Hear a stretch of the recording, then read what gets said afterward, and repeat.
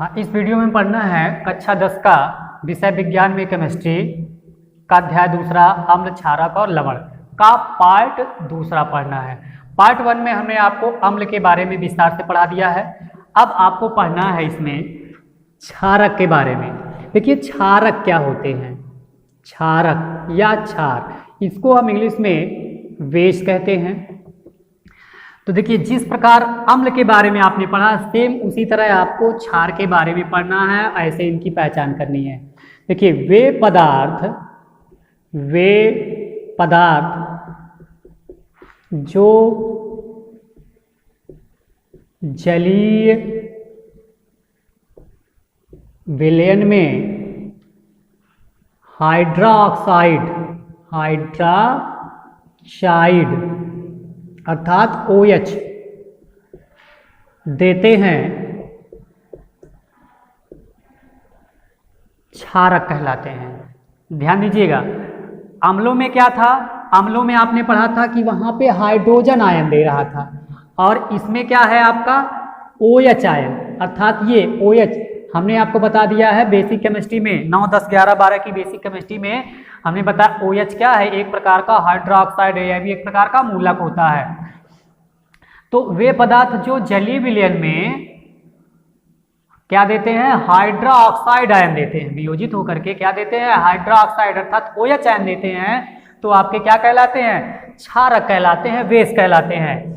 जैसे देखिए कुछ क्षारक हैं, कैसे पहचान करेंगे, जैसे आपका NaOH, फिर KOH, BaOH का होल ट्वाइस, फिर ZnOH का होल ट्वाइस, या फिर NH, हाँ ये आपके हो गए क्षार के बारे में। अब पहचान कैसे करेंगे, देखिए पहचान दो तरीके से है। तो एक तो इनके नाम के साथ में लास्ट में हाइड्रोक्साइड आएगा, उससे पहचान हो जाएगा। जैसे देखिए दिया है sodium hydroxide, potassium hydroxide, barium hydroxide और जिंक हाइड्रोक्साइड।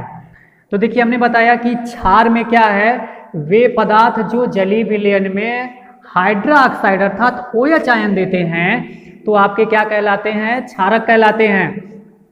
तो क्षारक में दो तरह से पहचान है। पहला पहचान तो इसका नाम के साथ कर सकते हैं, नाम के अंत में हाइड्रोक्साइड आएगा, जैसे sodium hydroxide, potassium hydroxide, barium hydroxide और जिंक हाइड्रोक्साइड, ये नाम से पहचान कर सकते हैं। अब देखिए जलीय विलयन में अगर इनको घोलना हो, जैसे NaOH, तो जलीय विलयन में घोलने पर ये अपने आयनों में वियोजित होंगे, इस पर प्लस और इस पर माइनस। फिर इसको करेंगे तो ये देखिए ये भी जलीय विलयन में अपने आयनों में वियोजित हुआ, ये पोटेशियम आयन ही है, माइनस हो गया। बेरियम का कर लीजिए, बेरियम हाइड्रोक्साइड का, तो ये बनाएगा Ba+OH, इस पर 1 माइनस, इस पर 2 माइनस, यहाँ पे 2 लगा देंगे। ऐसे आप जिंक का कर सकते हैं, Zn का, इस तरह Zn का भी होगा। तो आपको पता है Zn पे कितने आवेश, 2, और OH पे -1, यहाँ 2 लगा दिए।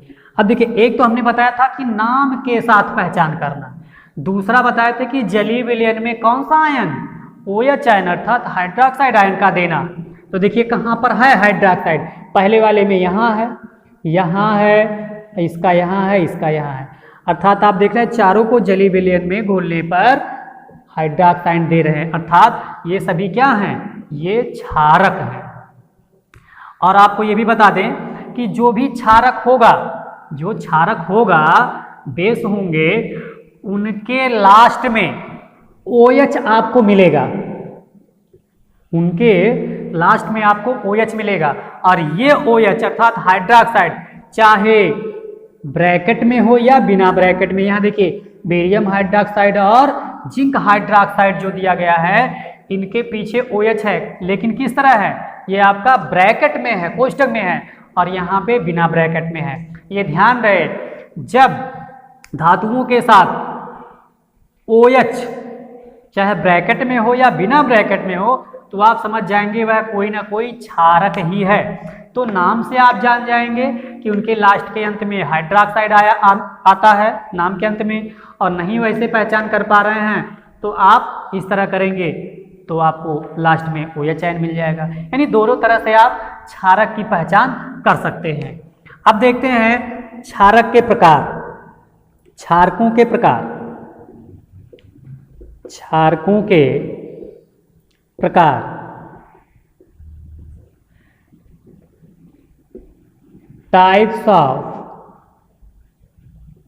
बेसेस, ये भी दो प्रकार के होते हैं। एक आपका है प्रबल क्षारक और दूसरा होता है दुर्बल क्षारक। दुर्बल क्षारक ये हो गया आपका। तो प्रबल क्षारक हो गया, दुर्बल क्षारक। प्रबल क्षारक को हम कहेंगे इंग्लिश में स्ट्रॉन्ग बेस, और इसको कहते हैं हम वीक बेस। ये आपके हो गए। अब हम देखते हैं प्रबल क्षारक क्या है। प्रबल क्षारक, जिस प्रकार अम्ल थे वैसे ही क्षार भी हैं। तो देखिए प्रबल क्षारक क्या हैं, वे क्षारक जो जलीय विलयन में पूर्ण रूप से अपने आयनों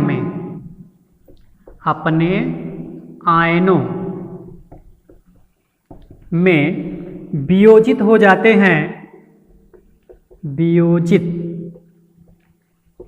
हो जाते हैं, वही आपके प्रबल क्षारक कहलाते हैं। अब प्रबल क्षारक में जैसे आपके दिए हैं, जैसे NaOH, KOH, ZnOH, ये सब ऐसे हैं जो जलीय विलयन में पूर्ण रूप से पूरी तरह से अपने आयनों में डिवाइड हो जाते हैं, वियोजित हो जाते हैं। इस नाते ये प्रबल क्षारक कहलाते हैं। अगर पूछता है बोर्ड परीक्षा में कि प्रबल क्षारक किसे कहते हैं, उदाहरण सहित लिखिए, या प्रबल क्षारक क्या एक उदाहरण दीजिए, तो आप लिखेंगे वे क्षारक जो जलीय विलयन में पूर्ण रूप से अपने आयनों में वियोजित हो जाते हैं, वो आपके प्रबल क्षारक कहलाते हैं। जैसे NaOH, KOH और ZnOH हो जाएगा। अब दुर्बल क्षारक में क्या है, दुर्बल क्षारक में क्या करेंगे, देखिए प्रबल में क्या था, पूर्ण रूप से अपने आयन में डिवाइड होते हैं, और दुर्बल में क्या हो जाएगा, ध्यान दीजिएगा, दुर्बल क्षारक में क्या होगा कि वह पूर्ण रूप से अपने आयन में नहीं, यानी कि वह जो है पूर्ण रूप से नहीं, अर्थात वे क्षारक जो जलीय विलयन में पूर्ण रूप से अपने आयनों में डिवाइड नहीं होते, वियोजित नहीं होते, वो दुर्बल क्षारक कहलाते हैं। जैसे आपका है NH4OH अर्थात अमोनियम हाइड्रोक्साइड, यह भी एक प्रकार का क्षार है जो जलीय विलयन में पूर्ण रूप से अपने आयनों में डिवाइड नहीं होते हैं, इस नाते ये दुर्बल क्षारक कहलाते हैं। ये हो गया। अब पढ़ना है आपको, जैसे आप अम्लों के भौतिक गुण पढ़े वैसे इसके भी भौतिक गुण देख लीजिए क्या है, भौतिक गुण या फिर उसके chemical properties.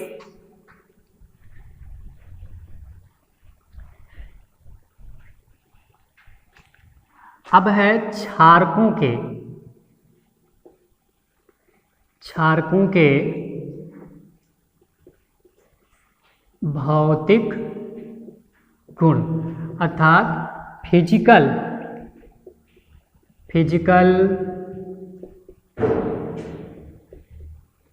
Properties of base. जिस प्रकार अभी आपने पढ़ा था कि पिछले वीडियो में कि अम्लों का स्वाद खट्टा होता है, तो क्षारकों का स्वाद क्या है, क्षारकों का स्वाद तीखा होता है। उसका अपोजिट अम्लों का स्वाद आपको बताया गया था खट्टा होता है, लेकिन क्षारकों का स्वाद कैसा है, तीखा होता है। और अम्ल को बताया गया था कि वह जल में विलेय है, तो क्षारक भी क्या है, यह भी जल में विलेय है। विलेय का मतलब यह है कि अगर इनको भी जल में घोला जाए तो यह भी जल में घुल जाते हैं। अब देखिए, जैसे कुछ लोग सोच रहे होंगे यह एक ऐसा पदार्थ है कि जल में घुलने पर घुल जाएगा, तो यह भी पानी की तरह देखने में एकदम लिक्विड है, पानी की तरह होता है, तो जब इसको जल में घोलेंगे तो ये घुल जाता है। फिर तीसरा है, अम्ल की तरह क्षारक भी कागज, कपड़ा व त्वचा को जला करके क्या करता है, नष्ट कर देता है।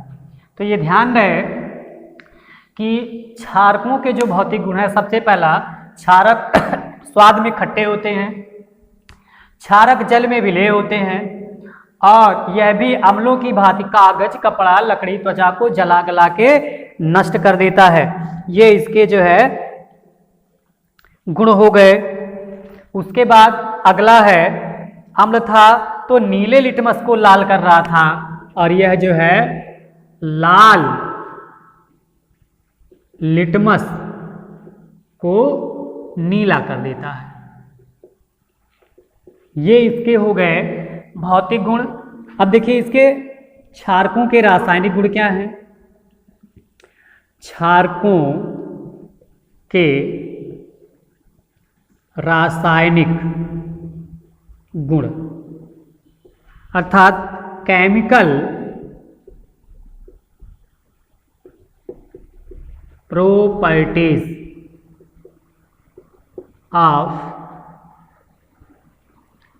Properties of base.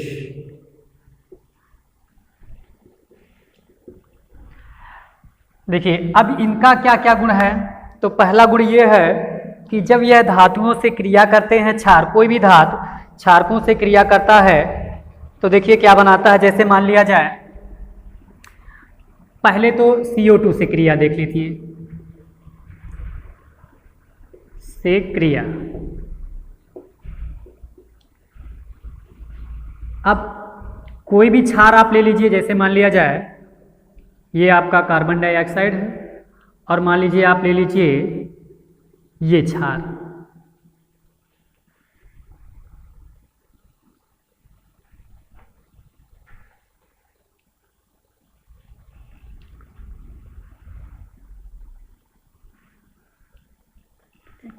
थोड़ा पुश कर लीजिए, गलत तो नहीं होगा। जैसे आपका कोई भी क्षार, जैसे मान लिया जाए NaOH है या आपका KOH है, तो इनकी क्रिया जब किसी धातु से आप करवाएंगे, जैसे मान लीजिए जिंक हो गया, जिंक धातु हो गया या कैल्शियम धातु हो गया, तो उससे देखिए क्रिया करके क्या बनाता है। तो अब जैसे मान लीजिए आपका यहाँ है Zn और यहाँ पे आपका NaOH है, तो जब इससे क्रिया करेगा तो आपका बनाता है सोडियम जिंक ऑक्साइड अर्थात Na2ZnO, और साथ में हाइड्रोजन मुक्त करता है। अब यहाँ पे 2 लगा देने से आपका सोडियम की संख्या यहाँ 2 थी तो यहाँ सोडियम 2 हो गया, यहाँ जिंक 1, यहाँ जिंक 1, और ऑक्सीजन की संख्या यहाँ 2 है तो यहाँ भी 2 है, यहाँ 2 है ऑक्सीजन, और यहाँ पे 1 यहाँ चला जाएगा। तो इस तरह से आपकी ये धातुओं से क्रिया हो जाएगा। अगला आपका दिया है ऊष्मा का प्रभाव। ऊष्मा का प्रभाव, अब देखिए ऊष्मा का प्रभाव क्या होता है। जैसे अगर धातुओं को गर्म किया जाता है, जैसे मान लिया जाए मैग्नीशियम हाइड्रॉक्साइड है, यह एक प्रकार का क्षार है। जब इसे ऊष्मा दिया जाता, ऊष्मा मतलब होती है गर्मी, जब इसे हम गर्म करते हैं तो यह किसमें टूटता है, देखिए मैग्नीशियम ऑक्साइड, और यह जल में टूट जाता है। ये हो गया। तो ये आपके हो गए इनके कुछ जो है रासायनिक गुण। अब देखिए उपयोग देख लिया जाए तो एक उपयोग भी इनके, तो उपयोग इनका भी उसी प्रकार से है। सबसे पहले तेजाब का नाम सुने होंगे, इनमें जैसे ये आपका H2SO4 है, यह तेजाब है जो कि बैटरियों में पड़ते हैं उनके पानी वगैरह बनाने में। कुछ प्रकार के क्षार ऐसे हैं, सोडियम हाइड्रॉक्साइड, पोटेशियम हाइड्रॉक्साइड, तो ये सब फर्टिलाइजर खाद वगैरह बनाने में प्रयोग किए जाते हैं। ये तो इनके उपयोग हो गए। अब आपको यहाँ देखना है 2 टॉपिक और बचे हुए हैं। जैसे दिया है कि हम पहचान अगर आप करवाएं, आपने अम्ल के बारे में भी पढ़ा, क्षार के भी बारे में पढ़ा, अगर कभी कभी ऐसे दे देता है कि अम्लों की पहचान कर लीजिए, या कभी कभी देता है बोर्ड परीक्षा में कि निम्नलिखित में से क्षार कौन सा है या निम्नलिखित में से अम्ल कौन सा है, इस तरह से अगर क्वेश्चन आपके बनते हैं तो कैसे, जैसे मान लिया दे दिया निम्न में कौन सा अम्ल है, और ये क्वेश्चन आते हैं ऑब्जेक्टिव करके, आपको बता दिया गया अम्ल और क्षार के बारे में पहचान भी बता दिया गया।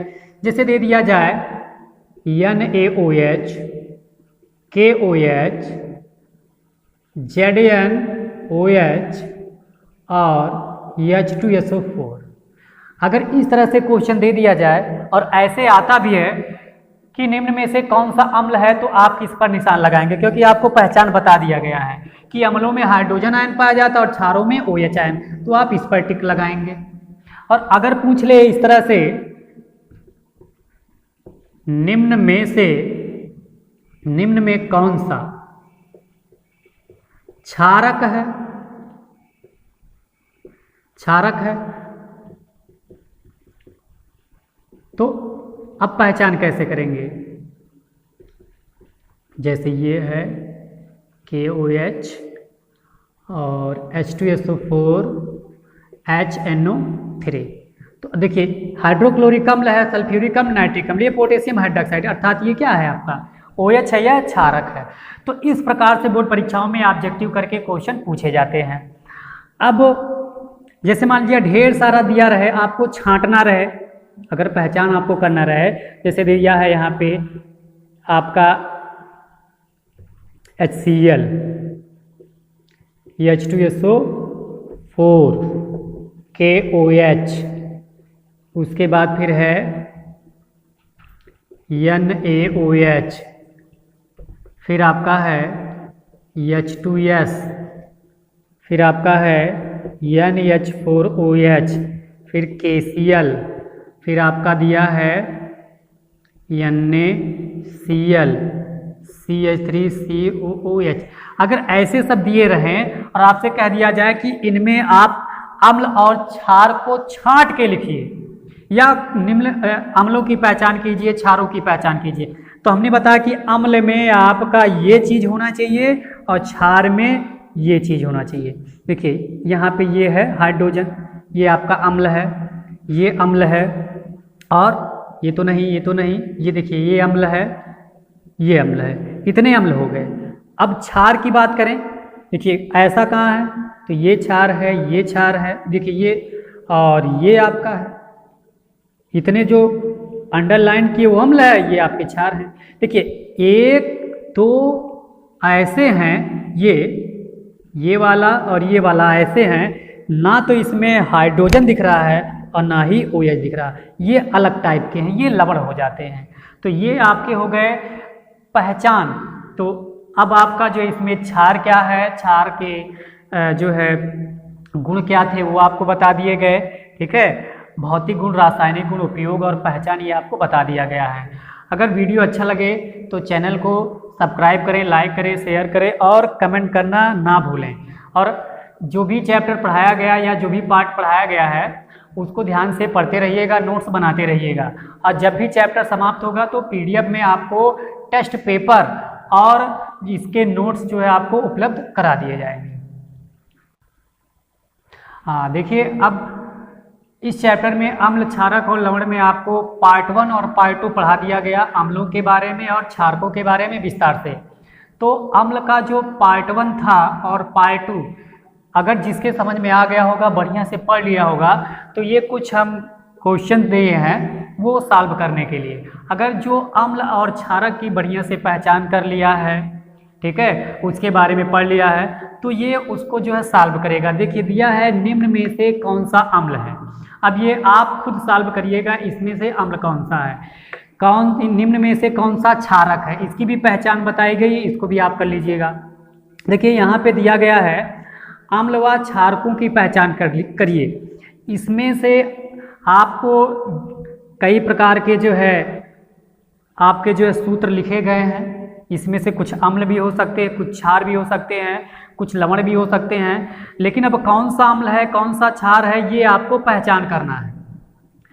और देखिए यहाँ पे आपको बताया गया दुर्बल अम्ल, दुर्बल क्षार के बारे में। आपको दुर्बल क्षार की पहचान करना है, दुर्बल अम्ल के बारे में पहचान करना है, और साथ में आपको दो प्रबल अम्लों और क्षारकों के नाम लिखने हैं। तो जो है अम्ल और क्षार का जो पार्ट 1 और पार्ट 2 था, खूब बढ़िया से पढ़ लीजिएगा। पढ़ने के बाद जब ये सॉल्व करेंगे तो बहुत आसानी से ये सॉल्व हो जाएगा। और अगर आप बढ़िया से नहीं पढ़े हैं तो इसको आप सॉल्व नहीं कर पाएंगे। इसलिए आप जो है पार्ट 1 और पार्ट 2 को खूब बारीकी से पढ़ लीजिएगा। जैसे ही चैप्टर समाप्त होगा तैसे ही आपको इस पूरे चैप्टर का नोट और टेस्ट पेपर उपलब्ध करा दिया जाएगा।